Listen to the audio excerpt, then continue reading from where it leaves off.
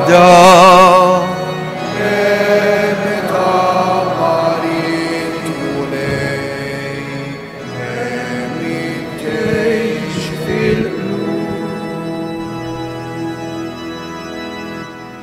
Fl-isem tal-Missieru, tal-Iben u tal-Ispirtu Santu, il-grazzja ta' Sidna Ġesu Kristu l-imħabba Talla u l-għaqda fl-Ispirtu Santu ħatkun ma'kom il-kol.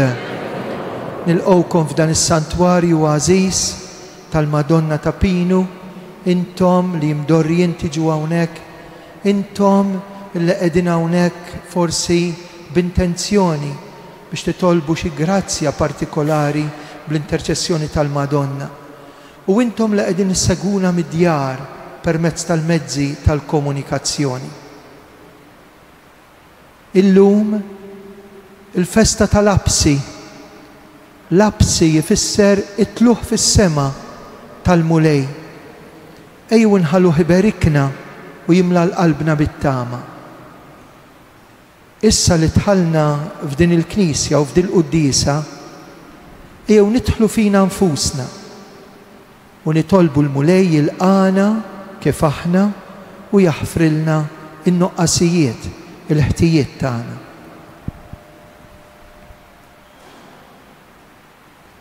Nistqar l-Alla li jista' kollox lilkom ħuti li jiena dnibt ħafna bil-ħsieb, bil-kliem, bl-emin u billi ħallejt dmirijieti, ħtija tiegħi, bl-ikbar ħtija tiegħi. Għalhekk nitlob l-imqazza Marija dejjem Verġni, l-anġlu u l-qaddisin kollha u lilkom ħuti itolbu għalina il-Mulej Alla tagħna. Iħenna għalina Alla li jista' kollox jaħfrilna dnubietna u jwassalna fil-ħajja ta' dejjem. Mulej ħniena, Kristu ħniena, Mulej ħniena. Flimkien, glorja l-Alla fl-oli tas-smewiet, paċi fl-art il-bnedmin tarila tajba. Infaħruk, inberkuk, nadurawk, natuk ġiet. Inroddulek ħajr għal-glorja kbira tiegħek. Mulej Alla Sultan tas-sema, Alla Missier li tista' kollox. Mulej Alla ħaruf Talla bin il-Missier. Ħenna għalina, int li tneħħi d-nubiet tad-dinja il-qalb tagħna. Għaliex int waħdek qaddis, int waħdek Mulej, int waħdek l-oli Ġesu Kristu mal-Ispirtu Santu fil-glorja tal-Missier Alla. F'din il-Quddisa qed nitolbu għal benefatturi ħajjin u mejtin u għal dawk in-nies inklużi intom li qalulna biex nitolbu għalihom. Nitolbu. U Alla, għamel li b'ferħ qaddis irroddulek ħajr għax Kristu ibnek bitluħ tiegħu fis-sema imexxina l-qudiem fit-triq tagħna lejk u jimlina bit-tama li aħna il-ġisem tiegħu għad naslu kollha għal dik il-glorja li fiha daħalu ir-ras tagħna. Bibnek Ġesu Kristu Sidna li hu Alla miegħek jgħixu jisaltan flimkien mal-Ispirtu Santu għal dejjem ta' dejjem.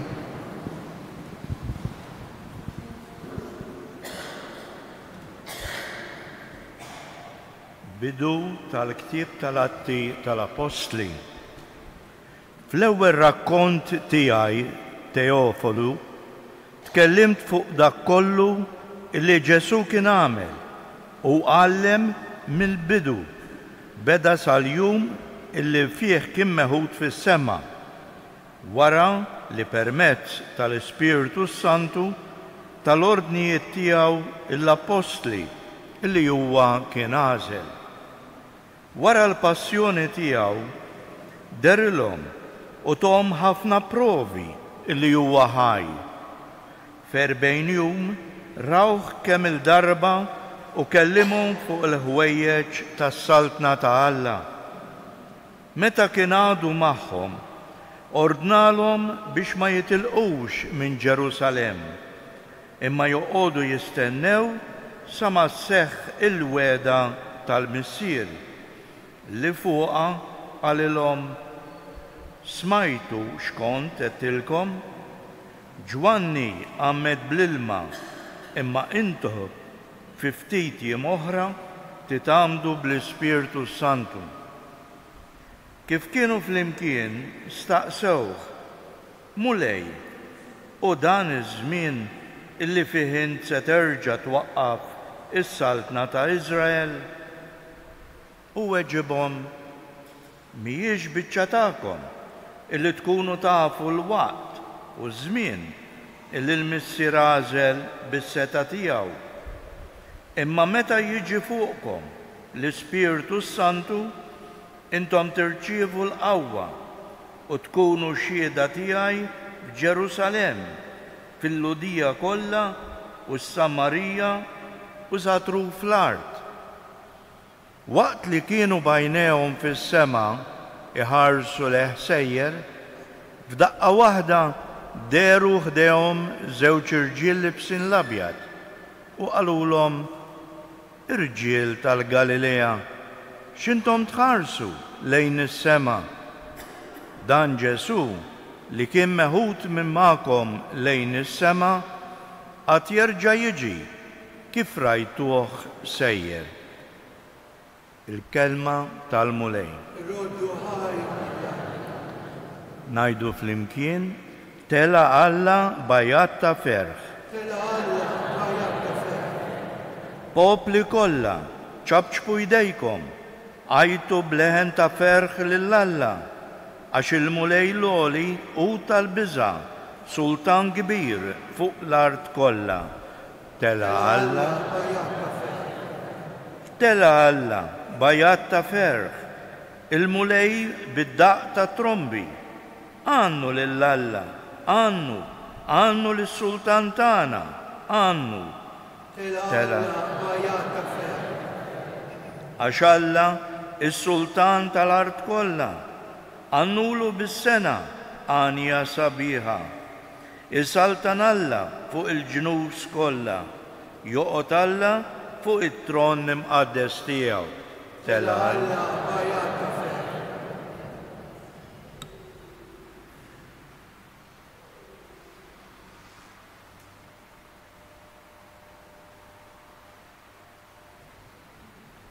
Qari mill-Ittra lill-Lut.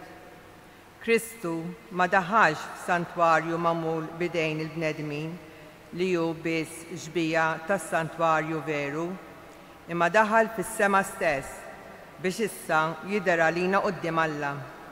U daħal hemm mhux biex minn żmien għal żmien joffri lilu nnifsu bħalma l-Qassis il-Kbir jidħol kull sena fis-santwarju biex joffri demm ħaddieħor, li kieku kien hekk kien ikollu jbati ħafna drabi sa mill-ħolqien tad-dinja. Iżda issa der darba għal dejjem meta waslet il-milja ta' żminijiet biex ineħħi id-dnub bis-sagrifiċċju tiegħu innifsu. U kif hu miktub għal bnedmin li għandhom imutu darba biss u wara dan isir il-ġustizzja, hekk ukoll Kristu wara li joffra lilu nnifsu darba biss biex jitabba bid-dnubiet tal-kotra għad jerġa' jidher darba oħra, mhux biex ineħħi id-dnubiet imma biex isalva lil dawk li qegħdin jistennewh bil-ħerqa. La darba ħuti għandna l-fiduċja li nidħlu fis-santwarju bis-saħħa tad-demm ta' Ġesu billi ngħaddu mit-triq ġdida u ħajja li hu fetħilna il-ġewwa mill-velu li hu l-ġisem tiegħu stess. U la darba għandna dan il-Qassis il-Kbir imqiegħed fuq il-familja ta' Alla, ejjew nersqu b'qalb sinċira u b'fidi sħiħa bi qlubna mnatfin minn kuxjenza ħażina u l-ġisem tagħna maħsul bil-masafi, inżommu sħiħ fl-istqarrija qawwija tat-tama tagħna għax ta' kelmtu huwa dak li jagħmlilna l-wegħda. Il-kelma tal-mulej. Roddu ħaj u bil-wifqa u nkantaw. Alleluja, alleluja, alleluja, alleluja, alleluja,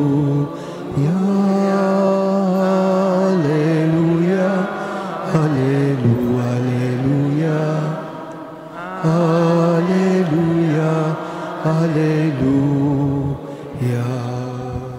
Morru, għamlu ixxib li mill-ġnus kollha jgħid il-mulej, jiena magħkom dejjem sal-aħħar taż-żmien.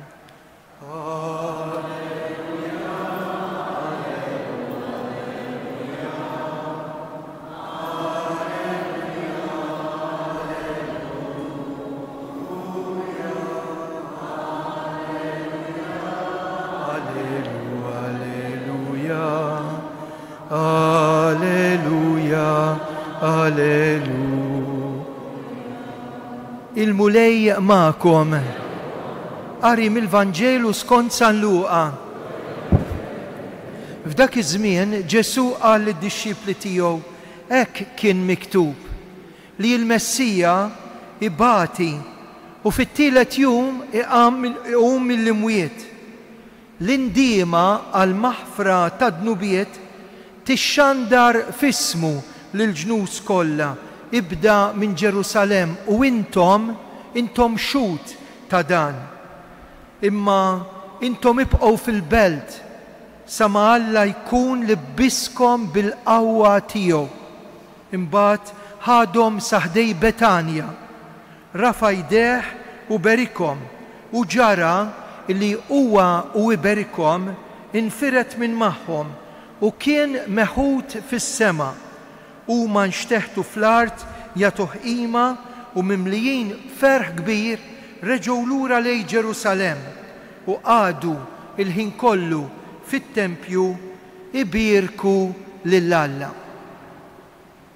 Il-kelma tal-mulej tifħir lilek.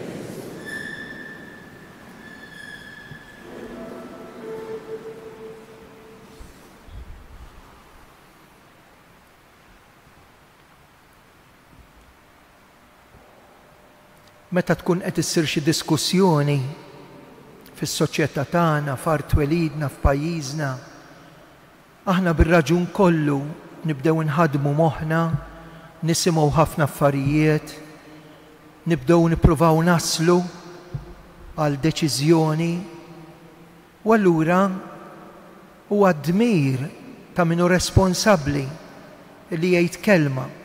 Aħna ħafna drabi ngħidu imma dawn ma jgħidu xejn, imma donnu m'hemmx kelma xtinat. U allura llum fil-qudies kollu f'Malta u Għawdex hawn din il-kelma ta' kif aħna nużaw kompassjoni, jiġifieri tħoss ma' ħaddieħor l-aktar min jgħaddi mid-tbatija. U jekk il-knejjes kollha jistgħu jitkellmu minn dan il-komunitajiet tagħna, dil-esperjenza nġarbuha ta' pinu. Għax hawnhekk anke llum hawn nies u jiġu nies minn kull rokna li jixtiequ min jifhimhom, jixtiequ min taffilhom, jixtiequ min jgħinhom, nafx qed ngħidilkom.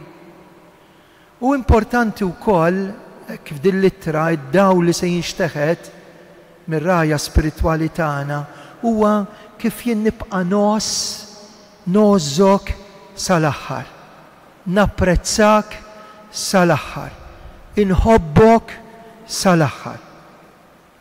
F'pajjiżna bħalissa għaddejja konsultazzjoni pubblika dwar l-hekk imsejħa eutanasja volontarja u assistita.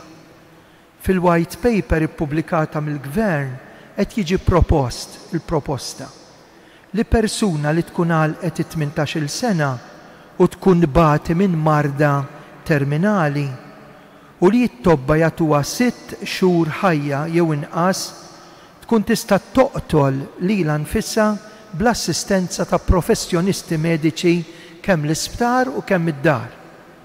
Nixtiequ nistednuk biex inti tiżen u tara xi tfisser dik il-white paper għal futur tiegħek int u l-maħbubin tiegħek biex inti tkun f'pożizzjoni li tagħti l-opinjoni għax qegħdin f'kull proċess ta' konsultazzjoni. Kull ħajja hija umana, kull ħajja umana hija għażiża.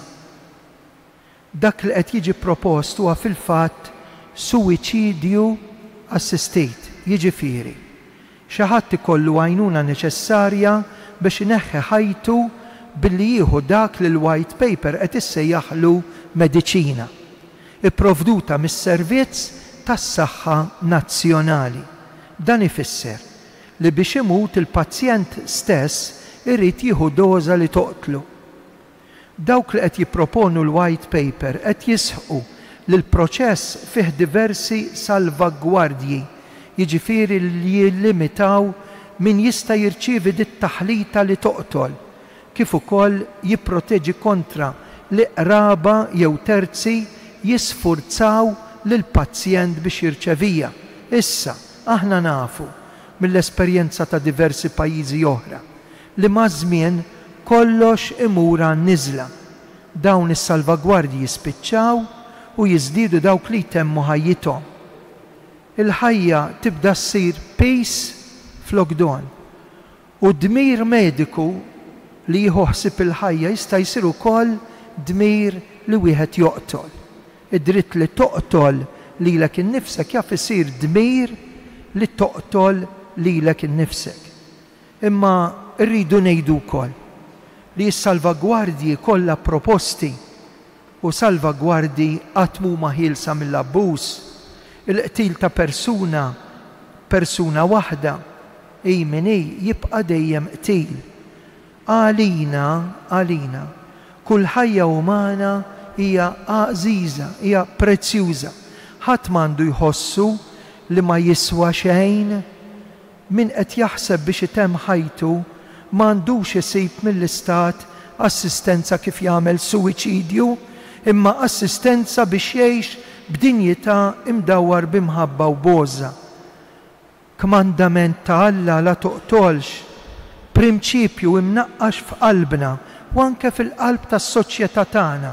Da jibqa' dejjem jigwida ħajjitna, ma jkun qatt li aħna nkunu kompliċi fil-qtil. Huma ħafna t-tobba li jarfu r-responsabilità li għandhom jgħixu b'fedeltà, il-weda li jagħmlu, jiġifieri li jsalvaw il-ħajja mhux li jgħinu fil-qtil tagħha. Bħala Knisja aħna narfu li dil-ħidma kostanti tagħna favur il-ħajja hi kontribuzzjoni li qed nagħtu għall-istrateġija nazzjonali għall prevenzjoni tas-suwiċidju f'Malta.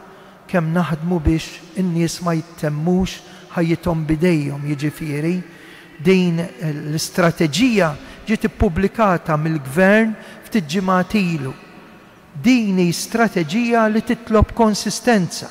White paper li bil-proposta ta' suwiċidju assistit f'każijiet partikolari timmina din l-istrateġija hekk importanti. Il-ħidma tagħna trid tkun dejjem favur ir-rispett u l-ħarsien tal-ħajja ta' kull bniedem. Falliment fl-imħabba. Il-Papa Franġisku meta spjega l-eutanasja kien jgħid din hija falliment fl-imħabba.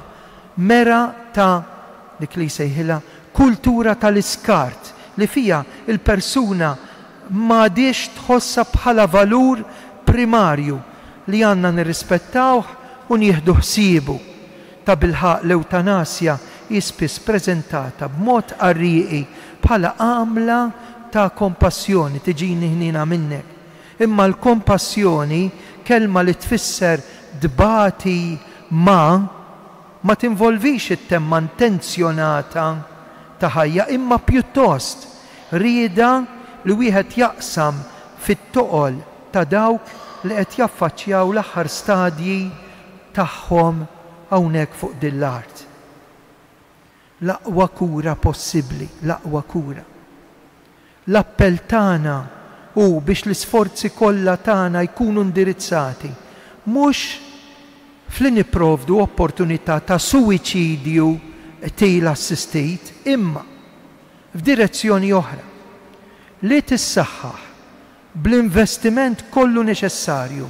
Dik li smajna dwarha hija kura paljattiva għal dawk kollha li jeħtieġuha.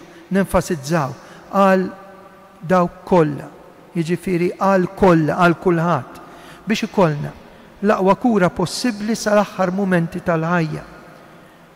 Il-koll nafu li baqa' ħafna x'isir dal-qasam, għalhekk nappoġġjaw b'mod sħiħ l-impenji imniżla fl-istrateġija nazzjonali għal art welidna, għal kura paljattiva f'Malta li l-gvern ħareġ ftit ilu.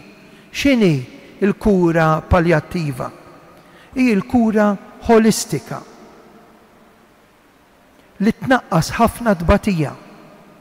Mhijiex biss kura medika li ttaffi l-uġieħ, imma wkoll hemm sapport psikoloġiku, sapport soċjali u anke sapport spiritwali. Hi għamla vera, ġenwina ta' kompassjoni. Ħanikwotaw il-Papa li għadu kemm miet, jgħid il-Papa Franġisku. Kura paljattiva waqt li tipprova ittaffi kemm hu possibbli it-toqol tal-uġieħ hija fuq kollox sinjal konkret ta' qrubija jinqiegħed qrib ma' qed ibati, solidarjetà maħutna li qed ibatu. Fl-istess waqt di l-għamla ta' kura tista' tgħin il-pazjent u l-eżist tagħhom jaċċettaw il-vulnerabilità, il-fraġilità, il-limitazzjoni li jimmarkaw il-ħajja tal-bniedem sakemm għadna fuq l-art. F'da sens huwa f'waqtu l-użu tal-mediċina biex ittaffi d-dbatija tal-persuna li qiegħda f'qagħda kritika. U l-mediċina tiġi amministrata mhux bil-ħsieb li tingħata l-mewt, imma biex ittaffi l-uġieħ ukoll jekk bħala konsegwenza it-tul tal-ħajja u allura ta' tbatija tiqsar.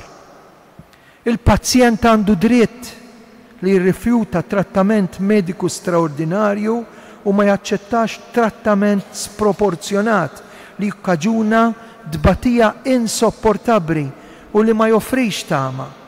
Dan id-dritt għal pazjent qatt m'għandu jiġi mrażżan, qatt. Viċinanza u appoġġ. Irridu nuru kompassjoni ma' dawk li għaddejjin minn tbatija minħabba l-mart tagħhom u speċjalment ma' dawk li riesqa lejn it-tmiem ta' ħajjithom. Fina l-koll dawn għandhom isibu empatija. Tista' tkun martek, tista' jkun uliedek, jista' jkun ommok, missierek, żewġek. Għandhom isibu viċinanza, għoża kbira, appoġġ lil kura paljattiva neċessarja, d'importanti. Hawn min meta jkun wasal fi stat kritiku u dipendenti jibda jħossu pejs fuq il-qraba jew fuq oħrajn qrib tiegħu. U tismagħhom jgħidulek u jgħidulna. Ma rridx insallab il dawk ta' madwari, ma rridx inkun ta' pisalihom. Hawn min jibda jħoss id-dmir li ħajtu tiġi fit-tmiem għax qed ibati jew tilef is-sens tal-ħajja u x-xewqa li jkompli jgħix. Lil dawn in-nies irridu nakkumpanjawhom u nakkumpanjawhom b'imħabba. Qatt ma nabbandunawhom. Il dawn in-nies irridu nagħtuhom kull għajnuna li jeħtieġu f'qagħda diffiċli li intu jien nistgħu nsibu ruħna fiha. Qatt ma għandna b'xi mod tinġaluhom iħossu li jkun aħjar jekk neħilsu minnhom itemmu ħajjithom. Madankollu, jekk dil-white paper issir liġi, min se jipproteġi l-persuni vulnerabbli minn pressjoni li qed issir minn barra jew milli jħossuhom pejs fuq il-familja? Wieġeb ftit. Apprezzament. Nixtiequ nuru l-apprezzament kbir tagħna għal tant familji, anke minkom, li jieħdu ħsieb persuni b'mart terminali. Ma nistgħux ma nsemmux il-ħidma prezzjuża għaw f'Malta ta' Hospice Malta. St. Michael Hospice huwa dawl ta' tama fis-soċjetà Maltija u ta' ħafna professjonisti u nies oħra li qed jaħdmu fil-qasam tal-isptarijiet jew id-dar tal-kura. Nitolbu ħafna għalihom biex ikomplu jżommu dejjem b'impenn kbir il-ħarsien tal-ħajja, id-dinjità ta' kull bniedem. Nitolbu biex il-koll nkunu dejjem ta' servizz għal min għaddej minn tbatija f'kull stadju tal-ħajja. Għandna żgħażagħ, għandna żgħar, għandna kbar. Fl-aħħar da mhux Ġesu għallimulna il-kompassjoni u l-għoża mhix il-kattiverja. Da Ġesu għallimulna li nkunu ta' qalb ħelwa u umli. Ejjew noqtlu l-uġieħ u qatt ma noqtlu l-ħajja. Ejjew numru kompassjoni u għoża sal-aħħar. Natukom il-barka pastorali tagħna. Mogħtija fi żjara tal-Madonna lill-qariba Santa Elisabetta, 31 ta' Mejju 2025, Anton Tewma, Isqof ta' Għawdex, Charles J. Xikluna, Arċisqof ta' Malta u Joseph Gallia Kurmi, l-Isqof Awżiljarju ta' Malta.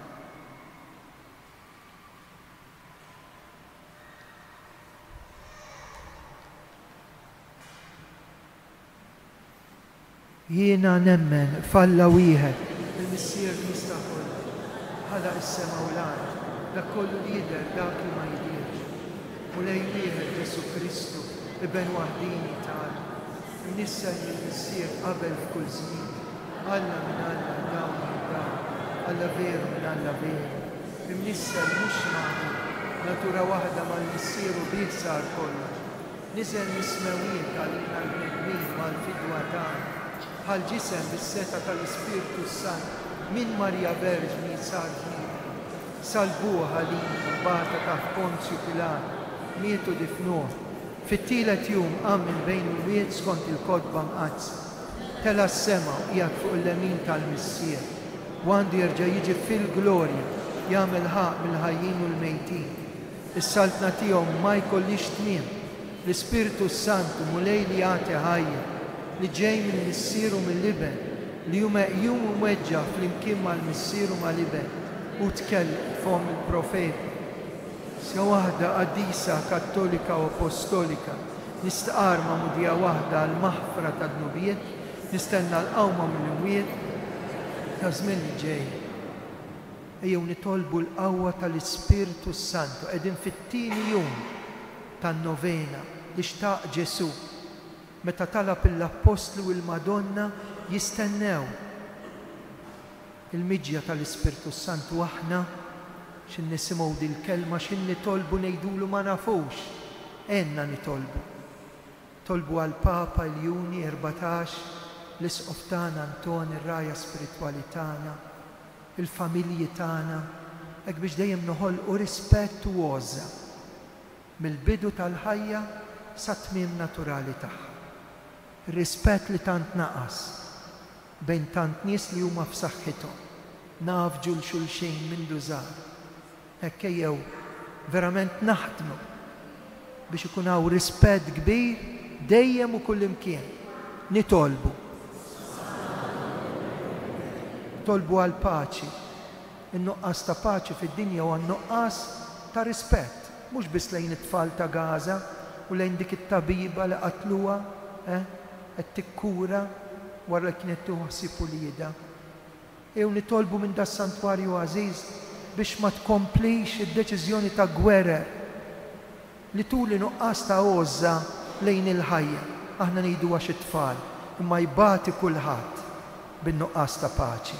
Nitolbu, ismana. Tolbu għal ħafna nies li jiġu hawnhekk f'riġlejn il-Madonna. Hekk anke f'mumenti kritiċi meta m'għandekx iktar tama u jiġu hawnhekk ħdejn il-Madonna. Illum stess hawn nies hawnhekk li qed jgħidu grazzi lill-Madonna, hawn nies li qed jiċċelebraw birthday, anniversarju, hawn nies li ġew għamlu qrara tajba matul il-ġurnata kollha. Hekk qed nitolbu għalikom li qegħdin il-ħabs, il-faċilità korrettiva ta' Kordin. Qed nitolbu għalikom li qegħdin isseguna mid-dar, l-aktar intom il-morda li tħossukom abbandonati. Tolbu għaż-żgħażagħ li daħlu fit-triq tal-vizzju u jixtiequ joħorġu fit-talb ta' tant nies li ġew hawnhekk u ma qalowx il-grazzja. Nitolbu, ismana. Illum eluq ix-xahar mill-mewt ta' saċerdot illi ma kienx kuntent li għal 30 sena ixarret id-devozzjoni hawnhekk u joħloq fuq xewqa ta' French tal-Arp it-siju tiegħu l-olja bil-via sagra ta' Ammar, faċċata tal-Knisja. Riet li l-aħħar 30 sena ta' ħajtu għax il-bambin ta' ħafna snin, 95, Dum Beneditt jgħaddihom ixerret id-devozzjoni tal-Madonna f'Tapinu. Jimmor tal-funeral, ekku rajt kif il-Madonna ta' Pinu ġibdet nies mid-dinja kollha, hekk biss ħanejdilkom illum. Allura nitolbu hekk għal das-saċerdot li tant ħabb il-Madonna biex il-Madonna tagħtih il-premju tal-ġenna u nitolbu biex l-imħabba li hawn f'dan is-santwarju u li ħarġet minn dan is-santwarju tinxteret propju ma' kull imkien. Hawnhekk li jiġu nies mid-dinja kollha. Nitolbu. L-aħħar talba tista' tkun tiegħek. Dan nitolbulek bi Kristu Sidna.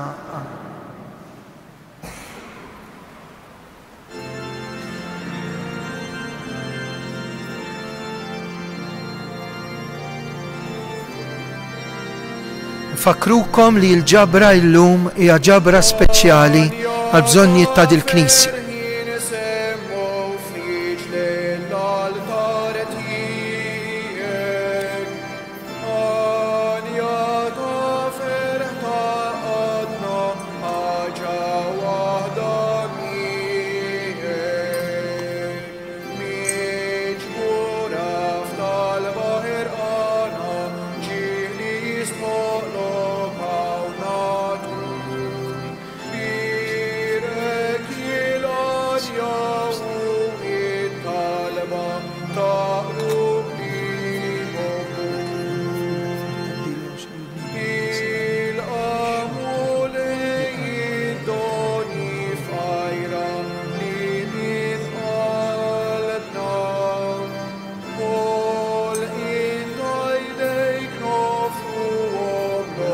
Flimkien ma talbna miġbura ġismek u f'demmek ranta kull ħarkaru jissir vitma ta' mħabba slim u fidwa fuqna ser iġġir.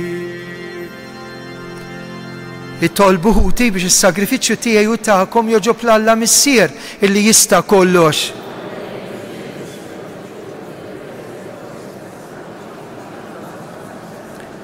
Fiċ-Ċokontana Mulejn offrulek vittma ta' sagrifiċċju aħna qed nagħtu ġieħ lil Mulej imtella fis-sema. Għamel li bdil-qima qaddisa u bil-grazzja tiegħek nintrefgħu lejn il-ħwejjeġ tas-sema bi Kristu Sidna, il-Mulej magħkom, nerfgħu qlubna l fuq u nżuħaj lil-Mulej Alla tagħna. Sewwa u xieraq Mulej tajjeb u taġita s-salvazzjoni tagħna li dejjem kullimkien irroddulek ħajr. Il-Mulej Ġesu rebbieħ fuq il-mewt u d-dnub illum fost l-aġib tal-anġli tela flola ta' smewiet, medjatur bejn Alla u l-bniedem. Tela mhux biex jitbiet mill-bniedem, imma biex aħna l-membri tiegħu inqawwu qalbna li aħna wkoll għad immorru warajh. Hemmhekk fejn mar qabilna hu ir-ras qawwi tagħna. Għalhekk mal-anġlu u l-qaddisin bil-qalb infaħruk u nsellmulek. Qaddis.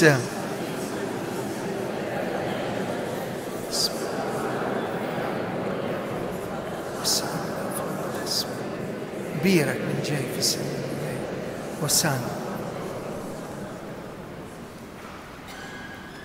Qaddis tas-sew int Mulej intlajn ta' kull qdusija, qaddes għalhekk nitolbuk daw l-offerti bil-barka tal-Ispirtu tiegħek isiru għalina il-ġisem id-demm ta' Sidna Ġesu Kristu li meta kien ser jingħataw mir-rajħibati ħal-ħobs radilajr qasam tali disċipli tiegħu u qal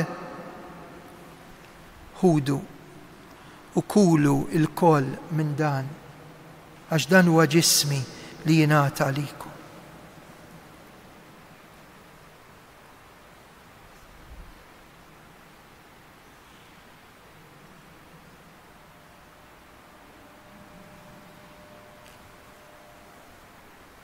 Ekku kol wara l-ikla ħal-kalċi, reġa' raddi l-ħajr, tali d-disċipli tiegħu qal ħudu u xorbu minnu l-koll, għax dan huwa l-kalċi ta' demmi tal-patt il-ġdid li jibqa' l-dejjem id-demm li jixxerret għalikom u għall-bnedmin kollha għal maħfra ta' dnubiet, għamlu dan b'tifkira tiegħi.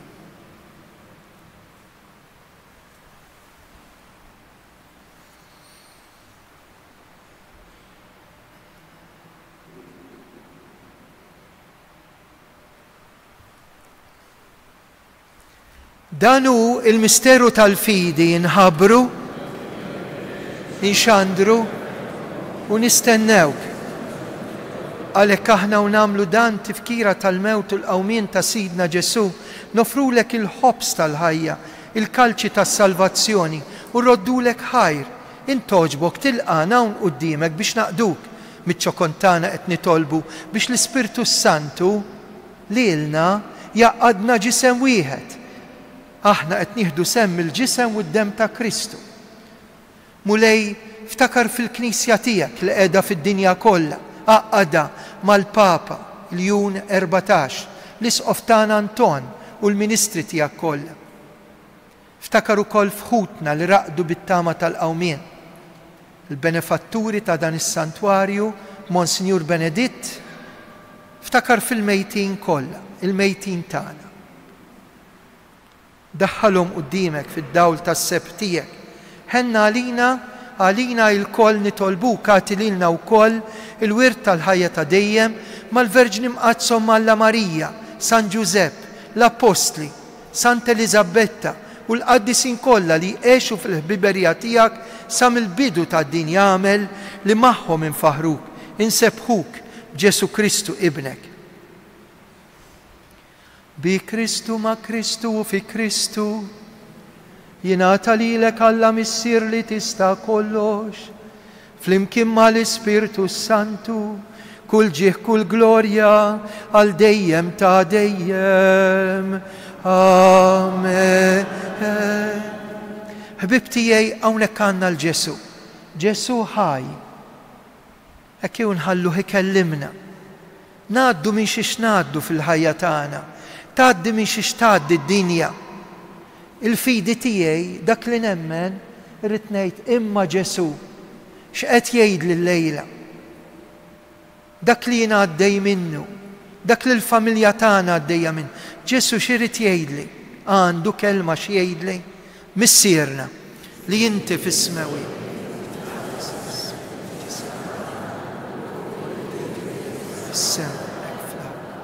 Ħobżna ta' kull aħfrinna d-nubien, bħalma naħfru l-nuħati.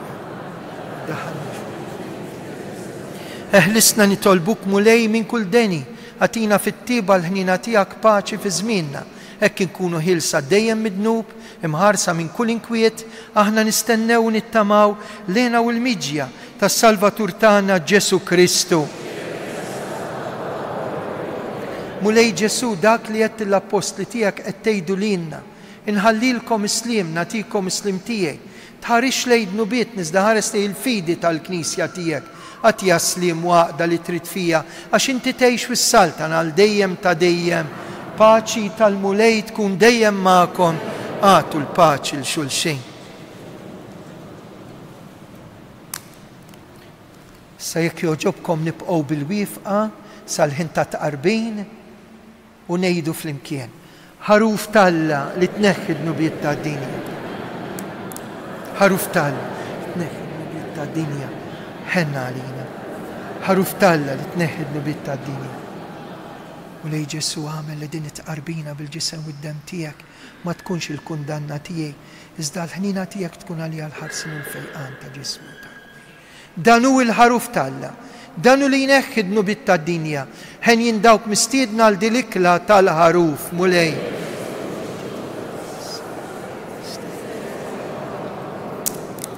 Il-ġisem ta' Kristu ħarisna l-ħajja ta' din.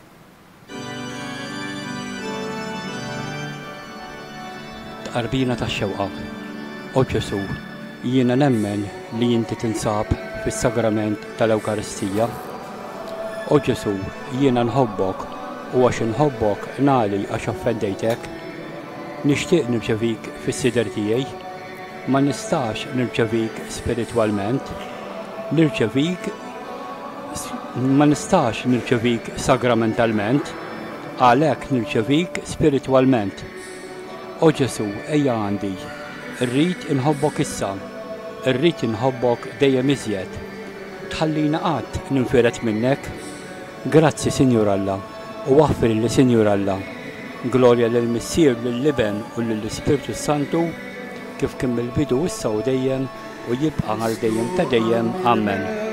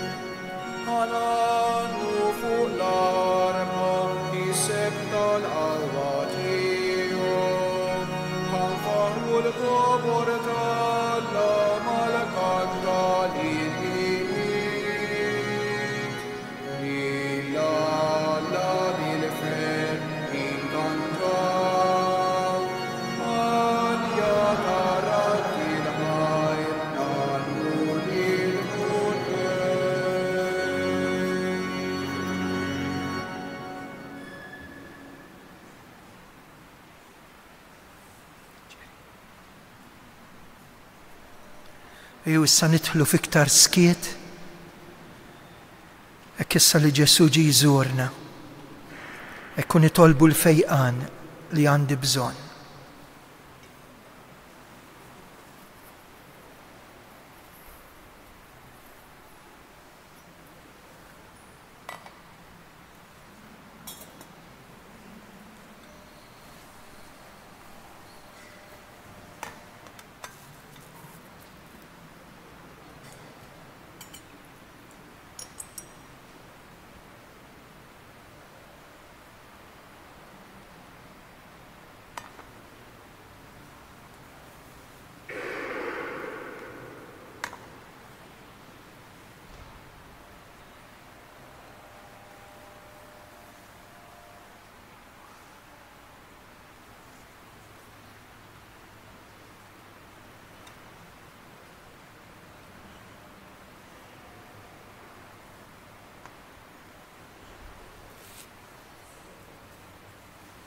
għad-don tal-erf. Nitolbu l-Ispiritu Santu, glorja lill-Missier u lill-Liben u l-Ispiritu Santu. Għad-don tal-fema, glorja l-Missier, Liben u l-Ispiritu Santu. Għad-don tal-parir tajjeb il-Kunsill, glorja lill-Missier u lill-Liben u l-Ispiritu Santu. Id-don ir-rigal tal-qawwa mill-Ispiritu Santu, glorja lill-Missier u lill-Liben u l-Ispiritu Santu. Id-don ta' xjenza l-għarfien, glorja lill-Missier u lill-Liben u lill-Ispiritu Santu. Id-don tal-ħnina, il-pjetà, glorja lill-Missier u lill-Liben u l-Ispiritu Santu. Nitolbu l-Ispiritu Santu, id-don tal-rispett, il-biża' tal-Alla, glorja lill-Missier u lill-Liben u lill-Ispiritu Santu. Nitolbu u Alla għalkemm għadna fuq din l-art tatina fidejna ħwejjeġ is-sema, għamel li l-poplu nisrani jinġibet b'xewqa għaddisa għas-sema fejn diġà tinsab in-natura tagħna l-bnedmin bi Kristu Sidna. Llum l-aħħar ġurnata tax-xahar ta' Mejju. Ħankantaw anke dal-innu fil-ħlewwa ta' Mejju wara li nkunu għedna 3 avemarijiet. Mhux bil-fors toqgħodu għalihom imma il-Madonna minn hawnhekk talbet lil Karmela Grima biex jingħadu 3 avemarijiet. U ejja nitolbu għal tant nies li ltqajt magħhom u jkunu maqudin magħna ħafna hekk f'dan il-mument u jgħidu Fader itolbu għalina. It-talba tagħna mhux tiegħi biss lill-Madonna, il-koll flimkien anke tagħkom il-morda, intom li qegħdin fl-isptarijiet. Dik it-talba, dik l-offerta tiswa ħafna.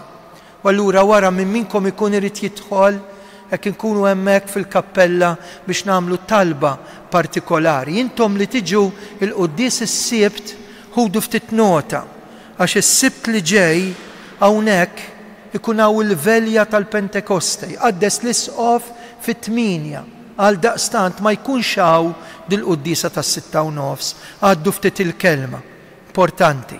Nieħdu sem imbagħad fil-velja immexxija mill-isqof tagħna hawnhekk kif issir kull sena.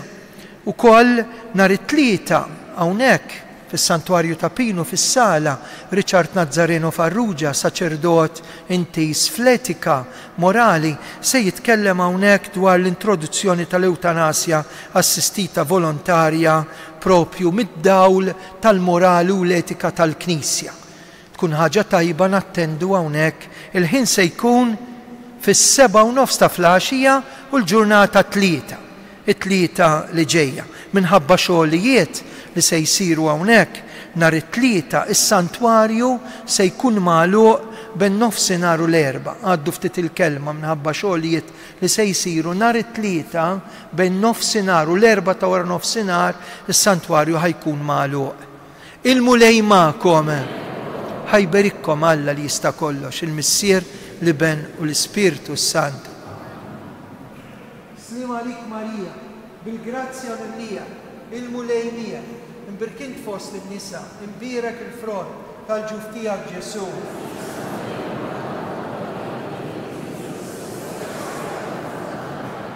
Slim għalik Marija, bil-grazzja minnija, il-mulej mija, imbirkinti fost in-nisa, u imbirek il-frott tal-ġuf tiegħek Ġesu.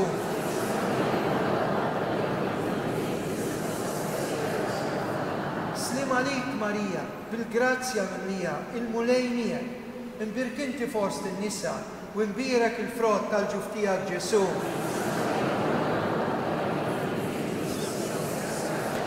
Nsalmula flimkien Madonna ta' Pinu, Sultana tal-familja, ħarsek fuqna. Ew inkantaw dal-innu l-poeta nazzjonali, il-Madonna jidila intlom ta' minħalqek. Fil-ħlewa ta' Mejju, tana Marija, u kemmi doħlejju dak ismek sabi, kem toħroġ qawwija dil kelma min qalbna bit-tama li talbna jatik la kbar ġi intlaxa ta' sema ix-xemx tal-ħolqien intlom ta' minħalek bikmim li kull żmien. Morru fil-paċi ta' Kristu, roddu ħaj.